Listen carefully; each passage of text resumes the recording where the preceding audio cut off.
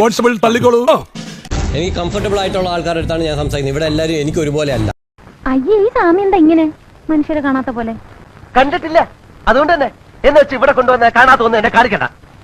അങ്ങനെ ഉണ്ടായിരുന്നെങ്കിൽ Abhishek big boss കടന്ന് ഇങ്ങോട്ട് വരരുതായിരുന്നു. നീ ആരാ? ഇവിടുത്തെ റാണിയോ? അതെ, ഇവിടെ എന്നല്ല എവിടെയും ഞാൻ റാണിയാ. ബാക്കിയുള്ളവർ ഇവിടെ വന്നേക്കുന്നത് വെറുതെ ഈച്ചയാട്ടി ഇരിക്കാനാണെന്നുള്ളൊരു ചിന്ത വരരുത്.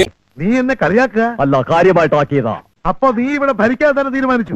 മറിച്ചിടരുത്, കാലാവധി പൂർത്തിയാക്കും വരെ. ഫെബ്രുവരി പറഞ്ഞിട്ടുള്ളത് എല്ലാം സത്യങ്ങളാണോ? പേഴ്സണൽ കാര്യങ്ങള് അത് നീ എങ്ങനെ അറിഞ്ഞു? ഞാൻ മാത്രല്ല, ശംഖുമാമൻ അറിഞ്ഞു, പിന്നെ പലരും അറിഞ്ഞു വരുന്നു, അറിയാത്തവരൊക്കെ അറിയിച്ചോണ്ടിരിക്കുന്നു.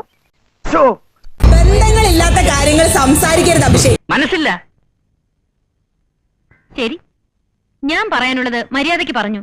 നിന്നെ പോലെ വ്യക്തിത്വം ഇല്ലാത്തവരോട് സംസാരിക്കാൻ കുറച്ച് ബുദ്ധിമുട്ട് എനിക്കുണ്ട്. ഓ പൊതുവാൾജി, എനിക്കിനെ ചോര കളക്കണ്ടട്ടാ. Cool down Karthi, cool down. സംസാരിക്കാൻ കുറച്ച് ബുദ്ധിമുട്ട് എനിക്കുണ്ട്. നമ്പീശ എന്റെ കൈ ധരിക്കണം. അവളെ കരണക്കുറ്റിട്ട് ഒരു നാലെണ്ണം പൊട്ടിച്ചാലാ. വേണ്ട, പഴയ കാലമല്ല, വകുപ്പ് മാറും.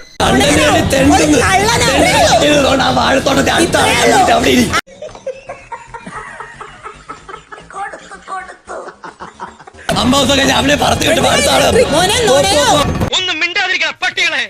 ഇനിയും ഇവിടെ കിടന്ന് കുറച്ചാലുണ്ടല്ലോ, രണ്ടിനും ഞാൻ ചവിട്ടി പുറത്തിടും. എടീ, എന്താ നീ കയറുണ്ടോ? അതോ നിനക്ക് വീട്ടിൽ പോണോ? എന്റെ സ്വഭാവം എനിക്ക് എന്നെ പിടിക്കാണ്ടിരിക്കുക.